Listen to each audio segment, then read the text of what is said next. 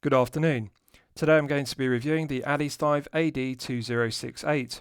This watch is available from Addiesdive factory watch store on AliExpress for €64. So firstly, let's look at the case that the watch comes in, and then I'll talk you through the specifications of the piece. So the watch comes in this black plastic pelican style case, which has 4 clips securing the lid. So I'll undo the 4 clips and show you the interior. So on the underside of the hinge lid we have a foam protective panel, and in the base we have a second foam protective panel, and the 2 foam panels do a good job of protecting the watch in shipping from any damage. Addiesdive deserve credit here because they could have used the default option of a cardboard watch box as per Pagani design. At this price point, this black plastic pelican style case is aesthetically pleasing and good quality, so I like it. With regards to the items that come with the watch, this is the owner's instruction manual, clear concise diagrams. The instructions are in English, and it details the operation of the movement used, which is the Miyota caliber 2115 quartz. This is the plastic warranty card that comes with the watch, and the reverse has space to fill in the retailer, reference number, serial number and date of purchase, but it's left blank, it's not filled in by Addiesdive factory watch store on AliExpress. However, I'm pleased to report that the AD2068 we're going to be looking at is covered by a 12-month international warranty, which is good. This is the tag that comes with the watch. We have the Addiesdive emblem and Addiesdive text logo on both sides, as you can see. And lastly, one also gets this steel pushpin tool for resizing the pushpin links in the oyster style bracelet. It's made from steel, which is nickel plated to a good standard, no old shank, has a chamfer to the end so no sharp edge, and it does suffice in pushing out the pushpins in the oyster style bracelet, so nice to get that included. So, with regards to the specifications of the piece, the Addiesdive AD2068 is clearly an homage to the Tudor Submariner, similar dial layout, but the thing to note is, unlike the Tudor Submariner, the case does not have crown guards, and this is subjective, but I think had they used crown guards it would have looked better, more aesthetically pleasing, more like a Tudor Submariner, which this is an homage to. With regards to the specification, we have a 39mm case diameter, we have a lug-to-lug measurement of 47mm, a thickness of 12mm and a lug width of 20mm. The oyster style bracelet tapers from 20mm at the lugs down to 18mm at the 2-button push flip-lock clasp. Now I think they've made a mistake here. 20 to 16 is the industry standard, alternatively 22 to 18. 20 to 18 is a rather odd taper, and the problem is it leaves too much meat on the bracelet. It looks too straight and parallel rather than tapering. I think on a 39mm head of the piece, 20 to 16 is perfection personified. I often referred to it in my previous reviews. It's the industry standard for good reason. The problem with 20 to 18 is it leaves too much meat on the bracelet, and therefore it doesn't feel like a balanced piece.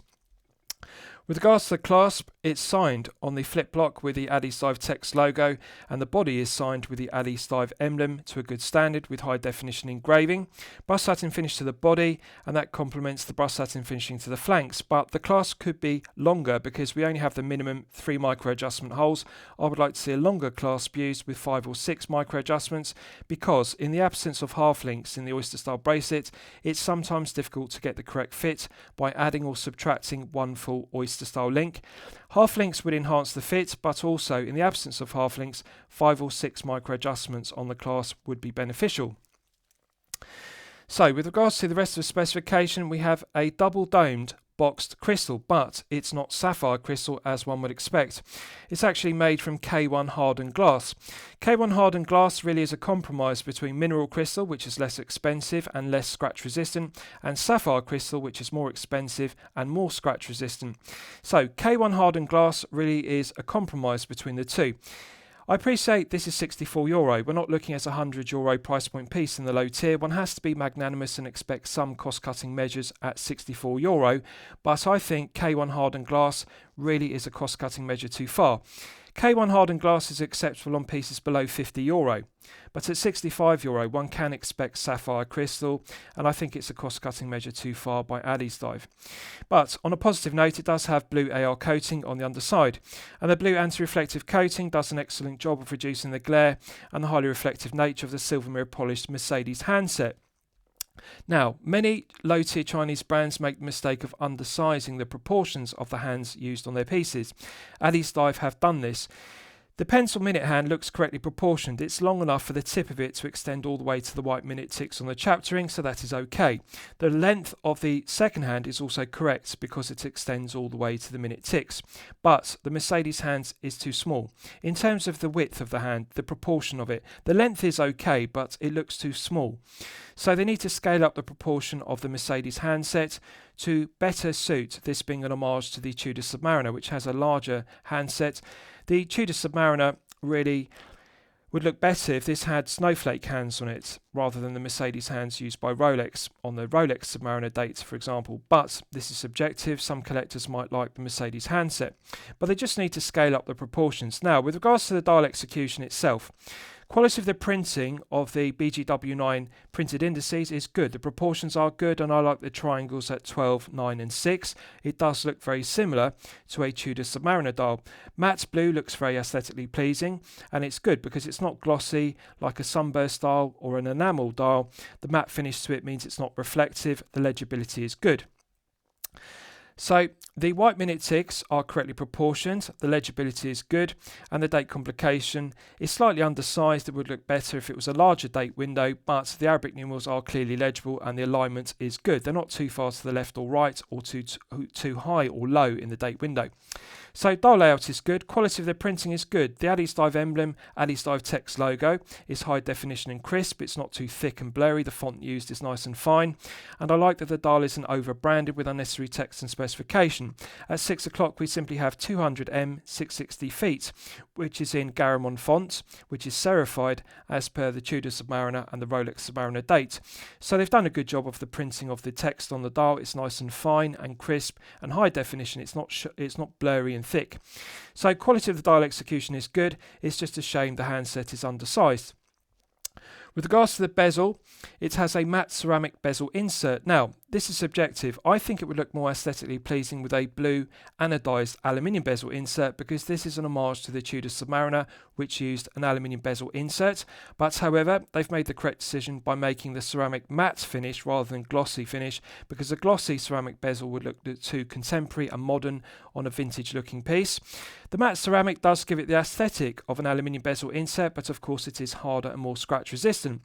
Credit where credit's due, they've done a good job of engraving the first 15-minute ticks in the first quarter, and the Arabic numerals are also engraved. The font is good, it's nice and fine, it's not too thick, and they've inlaid the minute ticks and also the Arabic numerals on the ceramic bezel insert to a good standard with white paint. The Lume pip and triangle is also very nicely proportioned, so the bezel does look good. The bezel itself is solid 316L grade stainless steel, mirror polished to a good standard, low profile, and the scallops to the teeth are mirror polished to a good standard. No sharp tips to the scallop teeth, and it does look correctly proportioned. It does look low profile, rather like a Tudor Submariner bezel, which this is an homage to. But there is a negative of the bezel I want you to be aware of and bring to your attention. For some reason, they've made this bidirectional rather than unidirectional, so it rotates both clockwise and anti-clockwise. The negative is they've used an odd number of clicks. You would expect this to have 120 clicks, or alternatively 60 clicks, because 60 and 120 are the industry standard. It has an odd number of clicks, 96 clicks. Now, I want to explain the difference between a bidirectional bezel and a unidirectional bezel if you're not aware. Usually, dive pieces have a unidirectional bezel with a click spring, and the click spring sits beneath the grooves in the stainless steel bezel, and the click spring engages with 120 grooves or 60 grooves, whether it has a 60 click or 120 click bezel respectively. So it's unidirectional. You can only rotate the bezel anti-clockwise because the spring engages with the grooves to prevent the bezel rotating clockwise. That's now the industry standard. I think the reason why they used the bidirectional bezel was to give it a vintage aesthetic, because on 1960s and 1970s dive pieces, that predated the use of unidirectional bezels with a click spring. They were friction based. They had a wire which sat inside a groove inside the stainless steel bezel, and the wire provided friction. So the bezel on 1960s and 1970s dive pieces could rotate bidirectionally, both clockwise and anti-clockwise, and they were friction based. They predated the use of clicking mechanisms. Then later in the 1980s, 60 click bezels became popular, and then they were succeeded by 120 click unidirectional bezels, which we are all familiar with. That is now the industry standard. But this has bidirectional a bidirectional bezel, and it has 96 clicks. Now, the way Addiesdive do this is like a GMT bezel. So rather than having a click spring which engages with grooves in the underside of the stainless steel bezel, what it does is it has 4 holes drilled in the case at 12, 9, 6 and 3, and then they place 4 springs inside the holes at 12, 9, 6 and 3, and then they sit ball bearings on top of the springs. And these springs give pressure against the ball bearings. So you have 4 ball bearings pushing against grooves in the underside of the stainless steel bezel, and that allows the bezel to rotate both clockwise and anti-clockwise. And the 4 ball bearings, which are spring loaded, provide that friction. They provide that clicking feeling, rather like a click spring engaging in the grooves in the bezel. So it feels smoother than a click spring on a 60 click or 120 click unidirectional bezel used on a dive piece. This feels exactly the same as a GMT bezel, which has ball bearings. Really, it's not appropriate on a dive piece.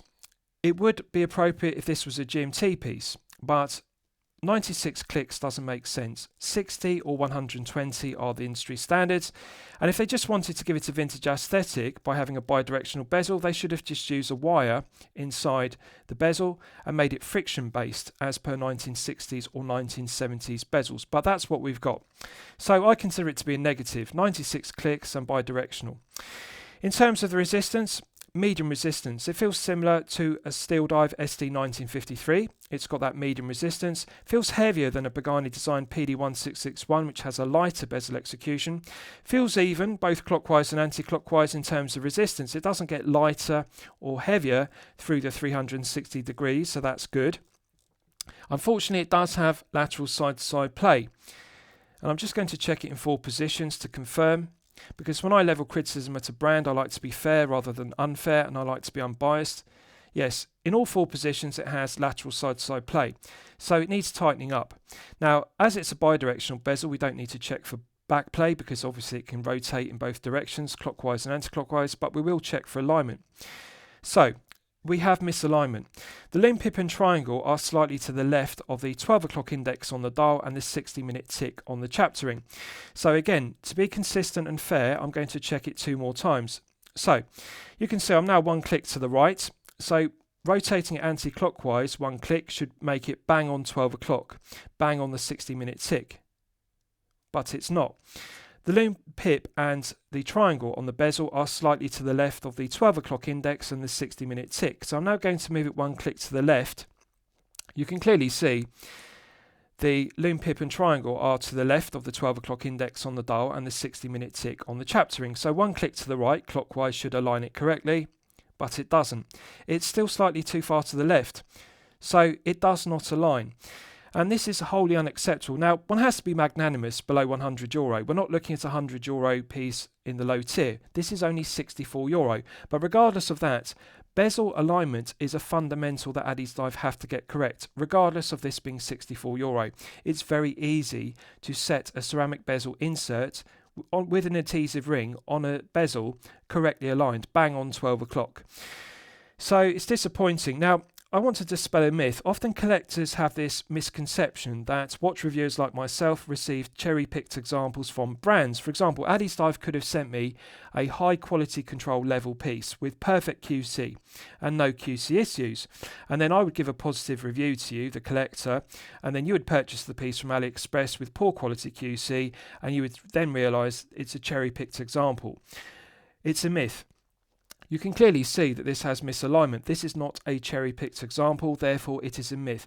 Watch reviewers like myself receive the same QC issue pieces that you do purchasing a piece from AliExpress. So, poor quality bezel execution, lateral side-to-side play, poor quality misalignment. Let's check the screw-down crown execution. Solid 316L grade stainless steel crown, coin edge finished, chamfered to the edge of it, so that deletes the tips of the teeth having sharp edges, correctly proportioned, and it's engraved with the Addiesdive emblem. So, unscrews with a minimal number of turns. It does feel smooth, but it's not silky smooth. There is some friction, and the friction is caused by poor tolerances in the machining of the internal thread of the stainless steel crown and the external thread of the stainless steel crown tube. 200 meters is strong specification at this price point of €64. It does unscrew okay, but it doesn't feel silky smooth. There is room for refinement, but one has to be magnanimous and accept there will be some QC issues at this price point. So this is powered by the Miyota Caliber 2115 quartz. Pulling it out to the first click position is the quick set date complication. So I've now got it. It's a very light click, so you've got to be delicate. Unlike, for example, a Seiko NH35A, when you pull out the crown, it's got a heavy click. You can immediately tell the date complication is engaged.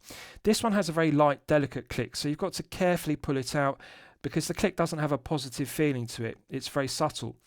But we're now in the quick set complication position. If you look at the dates complication, you can see each day of the month clicks over with a light click. Feels much lighter than a Seiko NH35A, which you'll all be familiar with.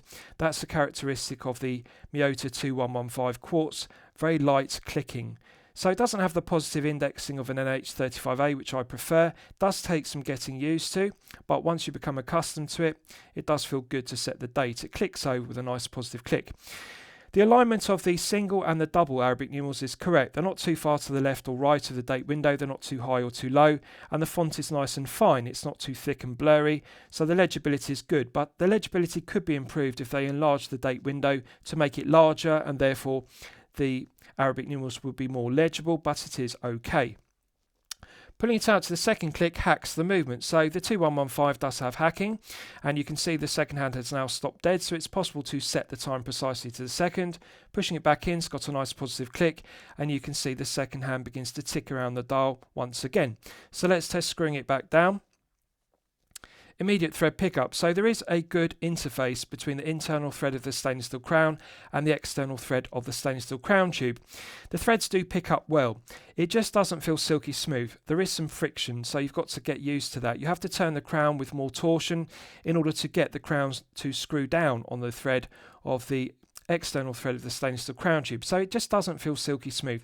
It's not as good as on a Steel Dive SD1953, which does have a silky smooth screw down crown, and that's €80. So at €64 it is possible to do it, and I think that Addiesdive could improve upon it.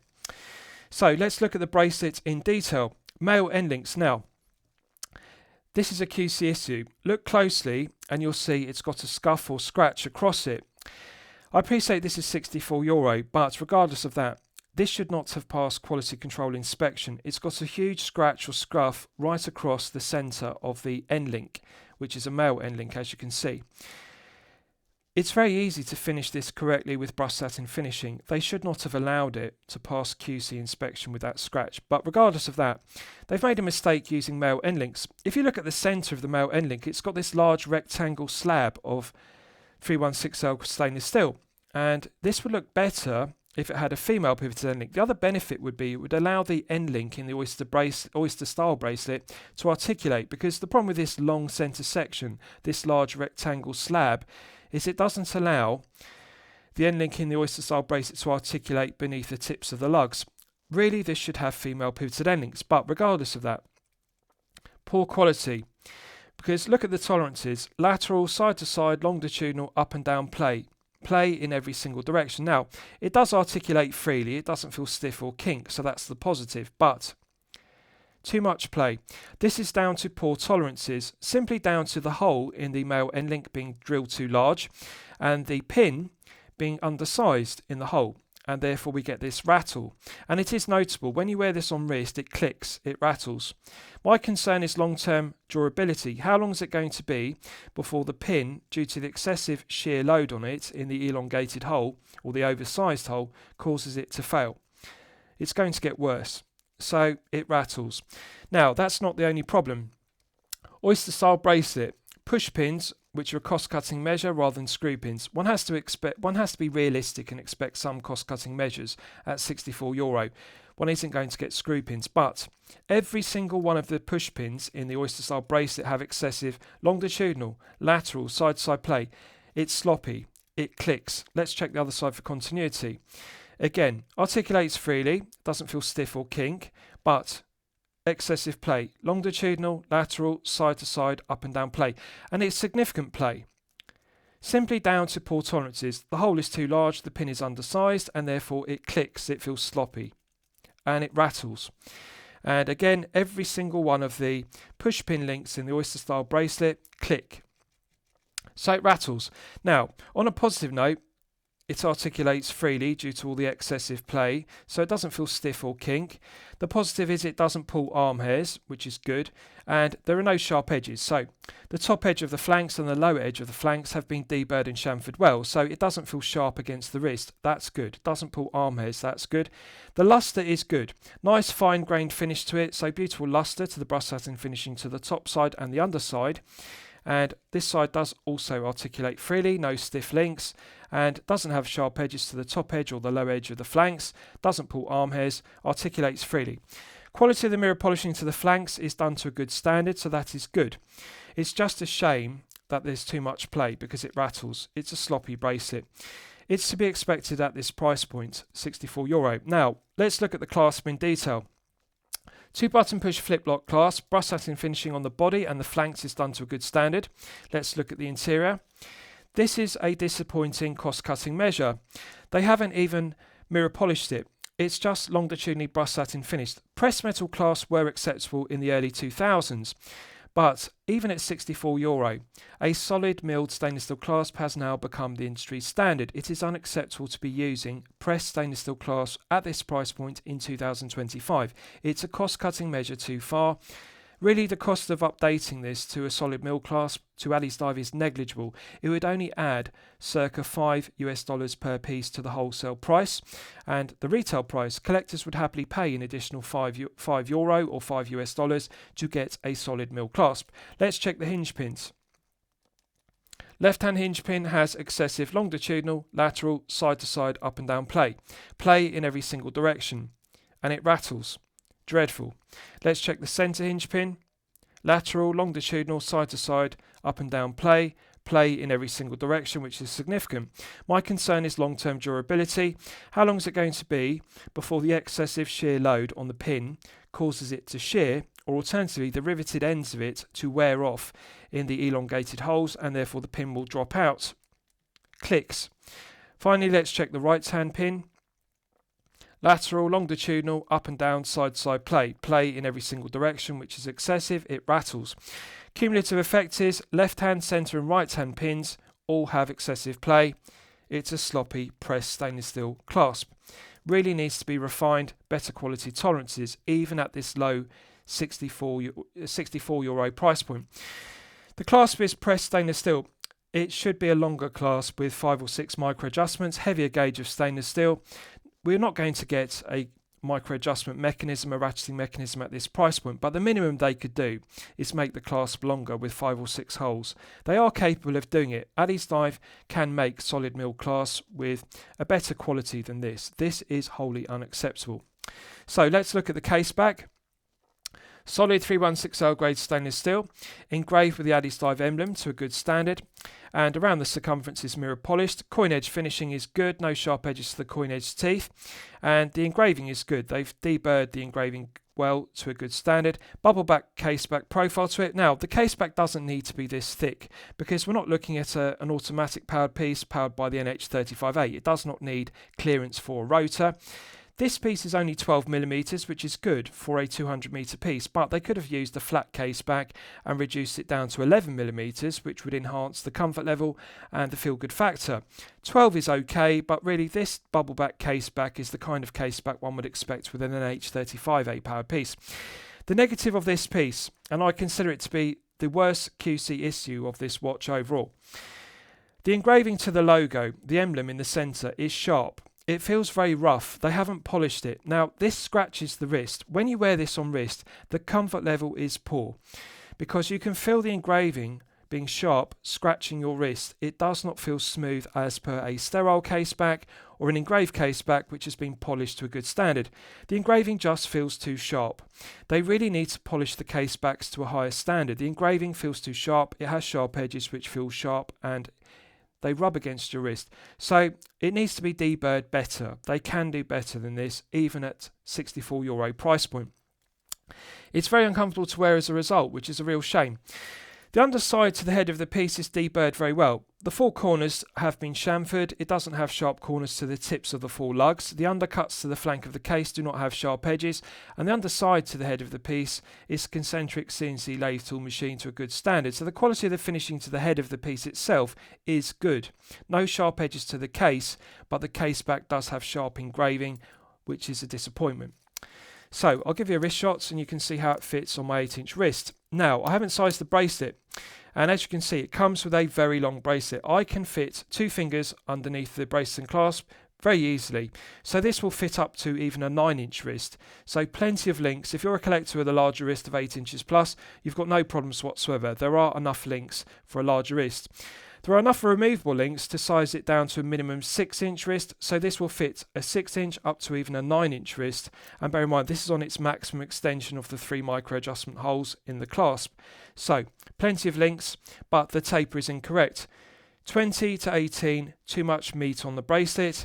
It looks too straight and parallel. It would look more aesthetically pleasing with 20 to 16. Now, in terms of fit, this does give nice wrist presence at 39mm. It does have a vintage aesthetic. It reminds me of the fit of a Tudor Black Bay 58. That's the kind of wrist presence we're looking at. It does feel smaller than a Rolex Submariner date, such as my 16610. And if you're a collector with a smaller wrist, you'll enjoy it because 39 gives enough wrist presence, but it doesn't feel top heavy like a slab of 316L grade stainless steel on wrist. The case back is bubble back profile, but nice curved undercuts to the flanks. There is a gap beneath the tips of the lugs, and this again is the reason why they've made a mistake. If they'd used female pivoted end links, that would have allowed the end link in the oyster style bracelet to articulate beneath the tips of the lugs. You wouldn't get this gap beneath the end link in the bracelet, and you wouldn't get this large gap beneath the tips of the lugs on the case. So really, they could update this with female pivoted end links. That would enhance the fit, the comfort level, and the feel good factor. Head of the piece looks good. Does look very similar to a Tudor Submariner with the dial layout and also the blue ceramic bezel insert, so it does look aesthetically pleasing. But however, I think the bracelet just looks too thick, as you can see, 20 to 18. Now, the thickness is the main positive. It's only 12mm. Even though it has a boxed top hat profile to the crystal rather than being flat, the K1 hardened mineral glass crystal does look low profile. 12mm means it will easily slip underneath a shirt cuff if you wear business shirts. It does lack heft. It's only 130 grams, which is a pleasant surprise. I would expect at 39mm, with all the links in this oyster style bracelet, this to be circa 150 grams, but that's the benefit of it being quartz powered. It does reduce the heft. If this were NH35A powered, it would be heavier at 145 to 150 grams. 132 means it feels like a lightweight piece, but unfortunately it doesn't feel balanced. The bracelet feels too heavy for a 39mm. Now bear in mind, it only has a lightweight pressed metal clasp. It doesn't have a solid mill clasp, and it is a short clasp as well. So the clasp doesn't add any heft to it. The 20 to 18 taper is the problem. The bracelet feels too heavy for the size of the head of the piece. Really doesn't feel like a balanced piece. If it had a 20 to 16 oyster style bracelet, it would feel much better balanced and it would also look aesthetically pleasing. Beautiful luster to the bracelet, so visually it does look good, but it's spoiled by the large rectangle slab in the centre. If you look, it's a rather long rectangle, and it extends the effective lug-to-lug measurement past the 47mm. 48 is the sweet spot. That is the perfect lug-to-lug, regardless of whether you have a 6 to 7 inch wrist or a 7 to 8 inch wrist respectively. So at 47 it's just 1mm below the perfect sweet spot, but because of the long rectangle slab in the centre of the male end links, it effectively makes the 47mm lug-to-lug longer. So if you're a collector with a smaller wrist of 6 to 7 inches, you're going to find it difficult to get the correct fits because the end link in the bracelet can't articulate. You're going to have this massive gap underneath the tips of the lugs and the end link in the bracelet. Really, it's only suitable for collectors with a larger wrist of 7 to 8 inches. 6 to 7 inches, you're never going to be satisfied with that large gap, as you can see. So bubble back case back is 1mm too thick. That creates a gap. Then it compounds this large rectangle slab in the centre of the male end link, and then that compounds the 20 to 18 taper. Mistake after mistake is what we're looking at. 12mm thickness is good, and I do like the boxed top hat K1 hardened glass crystal. It does look aesthetically pleasing, although the legibility could be improved if they use clear AR coating, because when you tilt it at an oblique angle, you get the characteristic blue hue of the blue tinted AR coating. So legibility is good, and the proportions of the case are good, just needs female Bezel links. Unfortunately, feel good factor is poor. Comfort level is poor due to the scratchy, sharp engraving on the stainless steel case back. Had they used a sterile case back, it would have enhanced it. The comfort level and the feel good factor would be better. Right, so let's do a Lume test, and we'll see how the Lume performs when it's charged up to the absolute maximum. So as always, I'm going to use my 100 UV LED torch to charge it up to the absolute peak. Right, so that's now fully charged.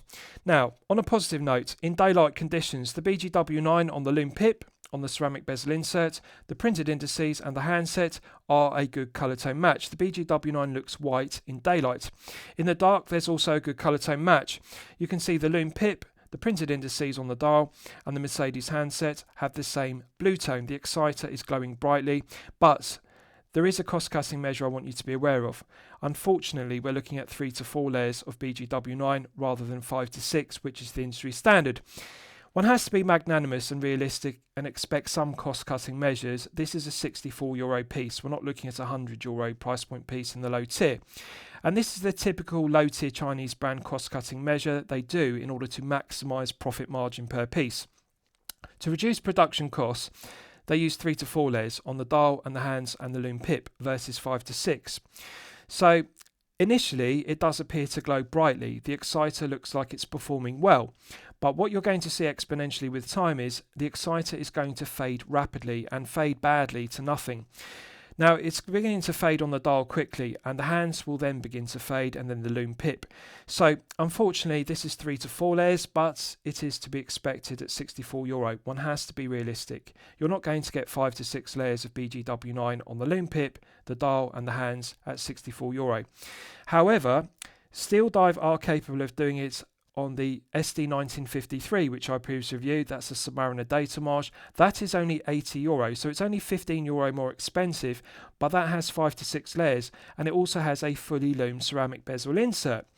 So I would like to see Addiesdive increase the retail price from €64 to €70, for example, and add 5 to 6 layers on the Lume pip, the dial and the hands, because collectors would happily pay for 5 to 6 layers. They would pay an additional €5 or $5 to get better performance. It's now beginning to fade, and it will fade quickly with time. So it's okay performance. It's to be expected at this price point.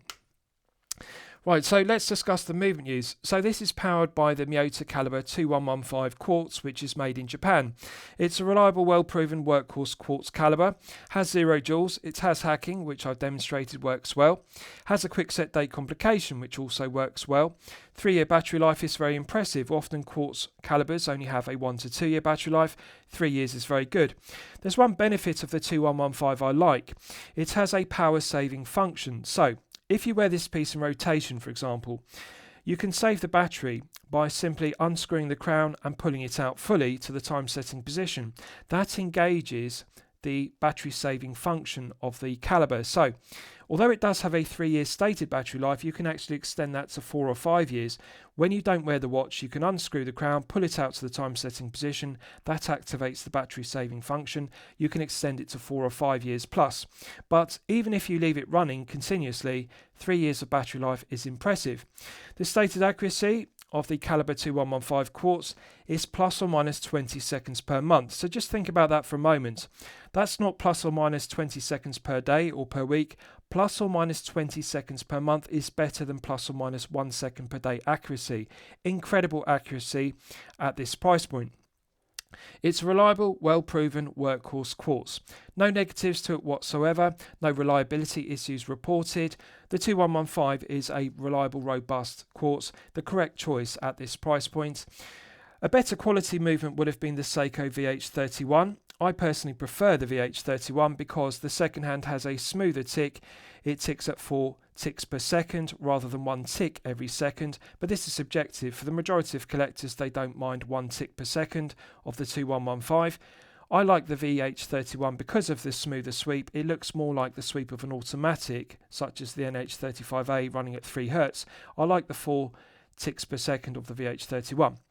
But of course that would be more expensive, and Addiesdive would have to increase the retail price above €64 because the VH31 is a higher quality movement than the Miyota 2115. So correct choice of movement at this price point. Quick set date works well, hacking works well, and it's reliable. 3-year battery life, plus or minus 20 seconds per month, is very accurate. So last I'll summarise the piece. What do I think of it overall? Well, when I'm considering reviewing a watch on my channel, the watch meets 2 criteria. It should be both excellent quality and excellent value at the respective price point. So low tier piece, price point is €64. Difficult piece to weigh up because we have some positives and we have some negatives. The main negative, the main disappointment is the 96 click bidirectional bezel. They should have just made it 60 click or 120 click unidirectional. The bezel misalignment is a very bad QC issue. The sharp engraving to the case back spoils the comfort level and feel good factor. They should simply use a sterile case back. That would actually cut production costs and it would be more comfortable rather than this engraved emblem which is sharp and rough. The clasp, which is pressed metal rather than solid mill clasp, is a disappointment, and of course we've got the QC issues of the end links and the sloppy bracelet. So we're looking at QC issue after QC issue, but one has to be magnanimous and realistic. This is €64, not a €100 price point piece. The BGW9 is okay, could be further improved with 5 to 6 layers, but again this is €64. Screw down crown is okay. It's one of those watches, everything about it is okay, but there's nothing stellar, there's nothing outstanding, it's not excellent quality, it's not excellent value. I'm going to declare it okay value, but I'm going to say the quality is poor.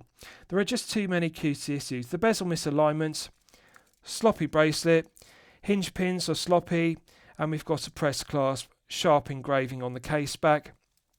Everything about it needs refinement. I would like to see Addiesdive update this and refine it, improve the quality control, the build's quality, the finishing, and also make some updates such as female pivoted end links and a 20 to 16 taper versus 20 to 18. So this really needs a V2. It needs a version 2 which updates, corrects the QC issues, even if that means increasing the price point from €64 to €70 or €74. Collectors would pay to get a better quality piece. So I'm going to recommend it to you for consideration, but bear in mind the shortcomings with regards to the QC issues. I hope you've enjoyed my review of the Addiesdive AD2068. Please feel free to post your own comments below the video. Thank you for watching.